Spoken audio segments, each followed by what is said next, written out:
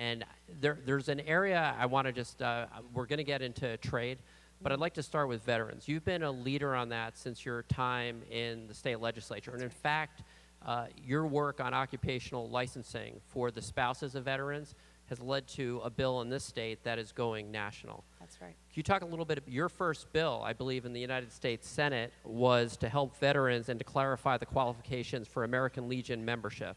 Yeah. Could you please maybe talk a little bit about Absolutely. your work in that area? Well, first, before I do that, I want to commend the state legislature. When I was in the state Senate, we passed a bill that allowed spouses of active duty military members to get licensing waivers so that they could get to work faster when they got deployed to Arizona. And the state legislature, with Governor Ducey's leadership, has now expanded that statewide, not just for spouses of military members, but for folks throughout the state, which is going to make us so much more competitive. And I'm so excited about that happening. But I want you to, while that was going on, because you were always very active in the issues that Arizonans cared about, while that legislation was making its way through, that's where it became apparent, your name kept coming up, that this all started with Senator Sinema when she was in the state legislature working for the spouses of military veterans, where I believe the unemployment rate is 14% or so, much higher. Right. Much higher. So obviously, taking care of veterans and military families is important to me. I come from a family of military service. In fact, my little brother's still on active duty today in the Navy. So the first bill I introduced in the United States Senate was a bill called the Legion Act. The American Legion is a veteran service organization that provides benefits to veterans all over the country. But you can only become a member of the American Legion if you serve during a declared conflict. And of course, as we know, most of our younger veterans have or are currently serving in undeclared conflicts. And so they don't qualify for membership in the American Legion. Our bill fixes that and will open up membership in the American Legion to hundreds of thousands of more veterans across the country. And I'm very excited about this legislation. We'll see it pass through the Senate in just the next couple weeks. That's a terrific place to start in terms of introduced bills.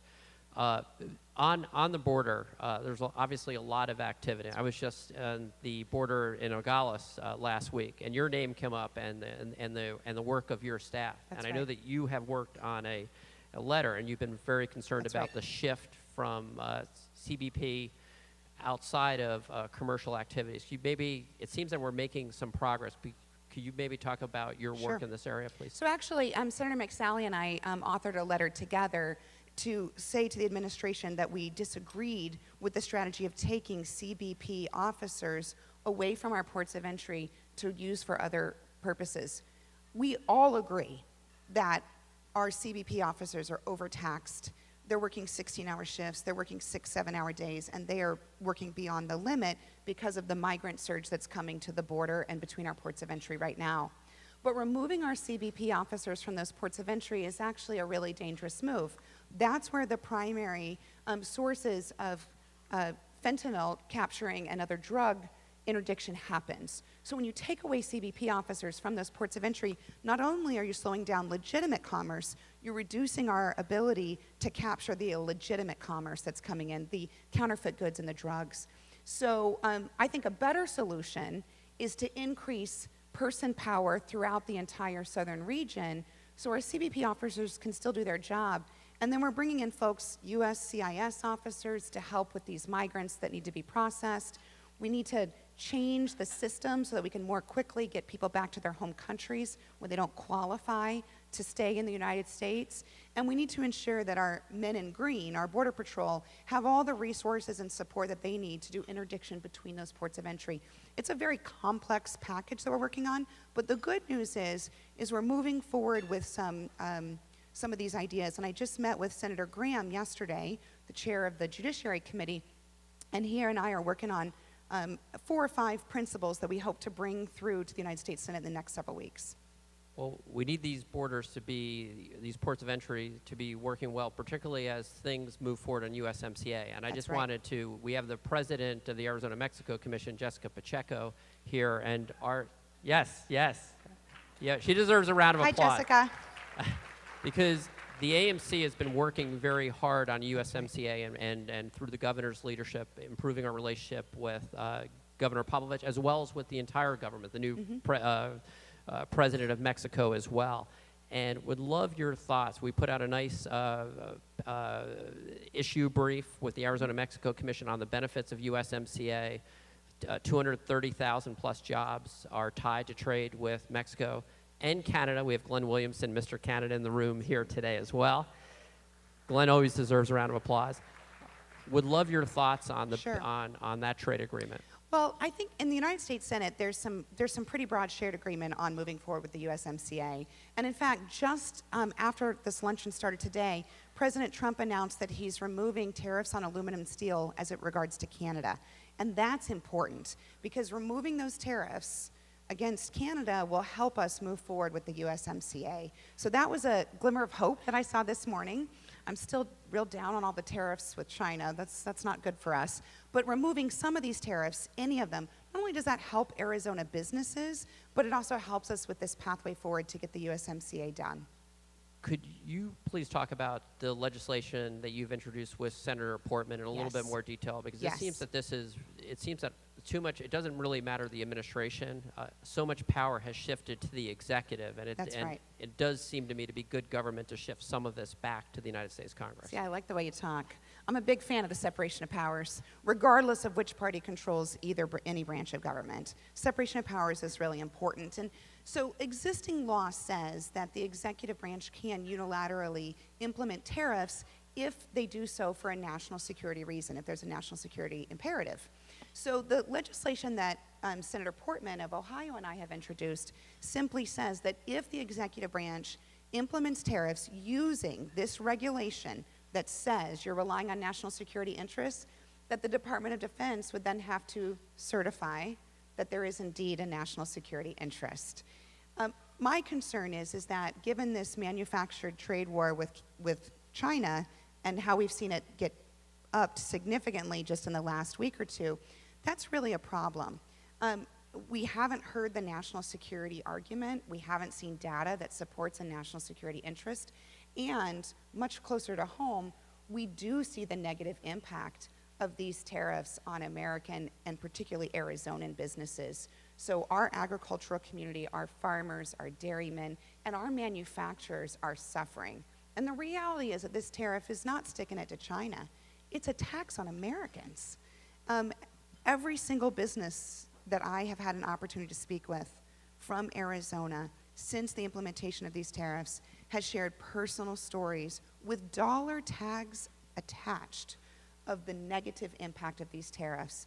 And it's going to take a bipartisan effort to kind of rein in this, this section of executive power to ensure that Congress is setting this decision and not the executive. And we need to do it with an eye towards American businesses and American prosperity. Yeah, I know there was a recent study that all loaded in the tariffs, I believe, on China would be about a $780 hit on Arizona families. So there's a lot, obviously, we need to do in terms of the relationship with China, but tariffs are not pain-free. Well, and China's a bad actor. We can all agree on this. They steal our patents. They do some bad stuff when it comes to internet and cybersecurity. They're not fair players. But the way to fight with China is not to hurt your own businesses. That doesn't make sense. Shifting to healthcare, you have long been a champion of repealing the health insurance tax. Can you talk a little bit about why that has been such an important issue for you throughout your congressional career? Absolutely. So the health insurance tax is a provision of the Affordable Care Act that was passed back in 2010. And it wasn't until a few years later when people said, wait a second, this is going to cost over $400 per family for an average small business. And of course, here in Arizona, 99% of our businesses are small businesses. That's a heavy hit on a small business. And when we started to hear what this impact was going to look like to small businesses, I stepped up in the U.S. House and led the effort, along with some of my colleagues on the Republican side, to delay and repeal the tax. We have successfully delayed the tax.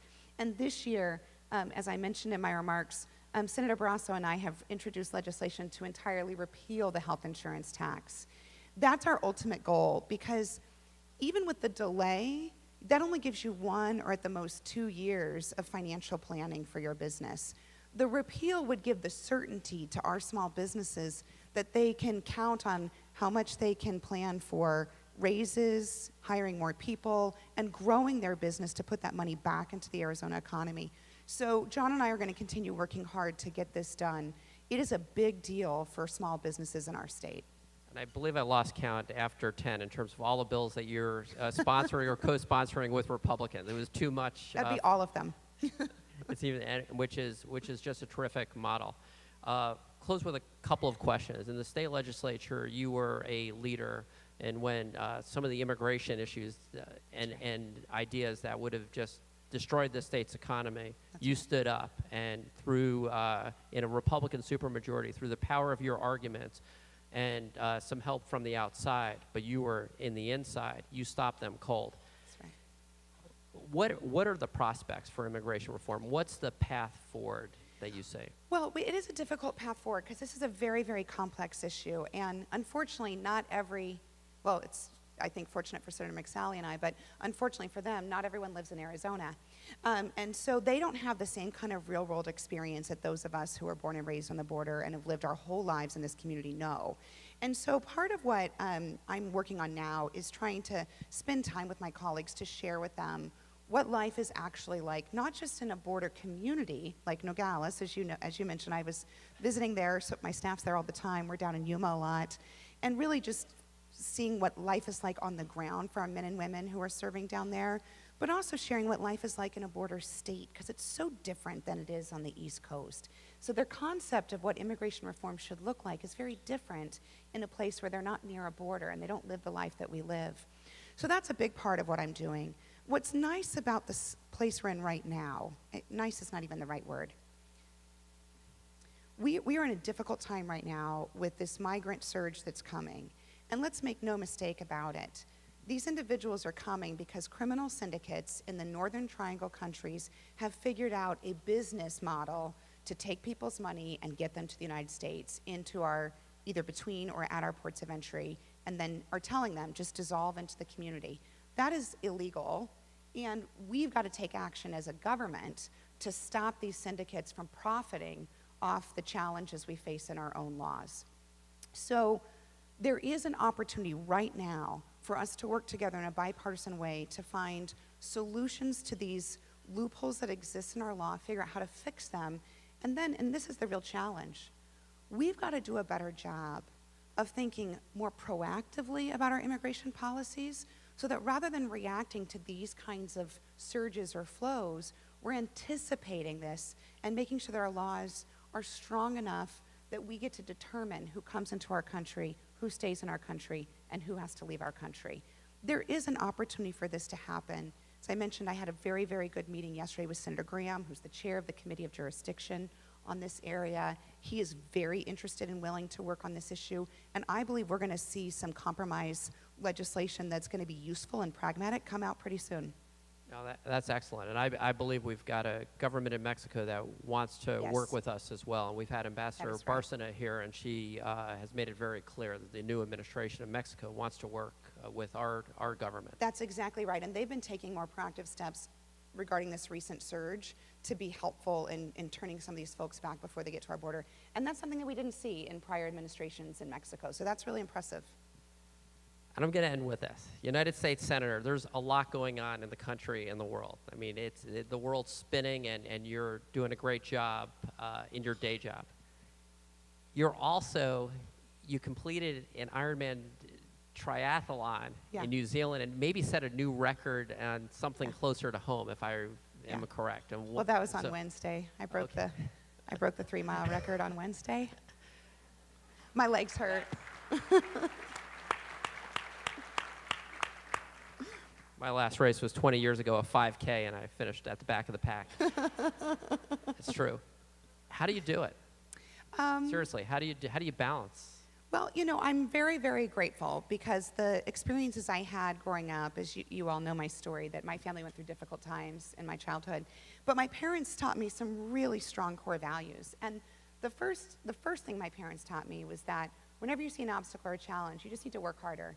If you work harder and do your best, you can always overcome any challenge. And the other thing that my parents taught me was well, to work harder. That was actually, that was what they taught. It was just work harder. It's actually what my watch says, is no one cares, work harder. And so for me, it's actually really easy to find that balance because it's about choosing what's important to you in your life and then relentlessly focusing on it. And if you relentlessly focus on what's important to you with discipline and hard work, you can always achieve anything you put your mind to.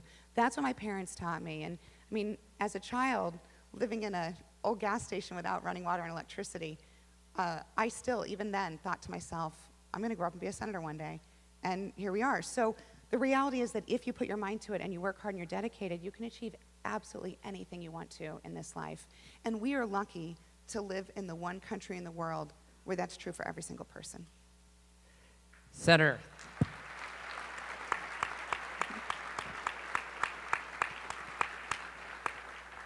And for my two girls in the audience, Shira and Ella, work harder, please. Now we have a very special presentation. Sarah Armstrong from the U.S. Chamber is going to recognize your work in the United States Senate. And first, I want to thank Glenn for his leadership. We have a great partnership with him. The U.S. Chamber of Commerce works very closely with the Arizona Chamber of Commerce, and I want to thank him on behalf of all of us back in D.C., so thank you, Glenn.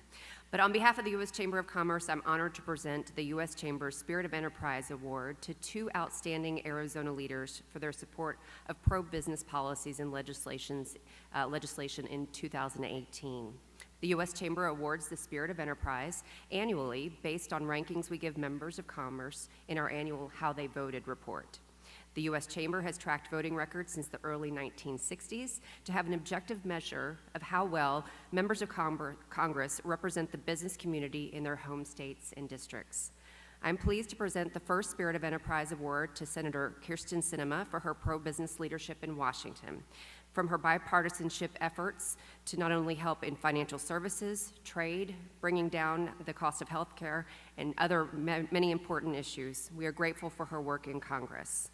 Please join me in thanking and congratulating Senator Sinema.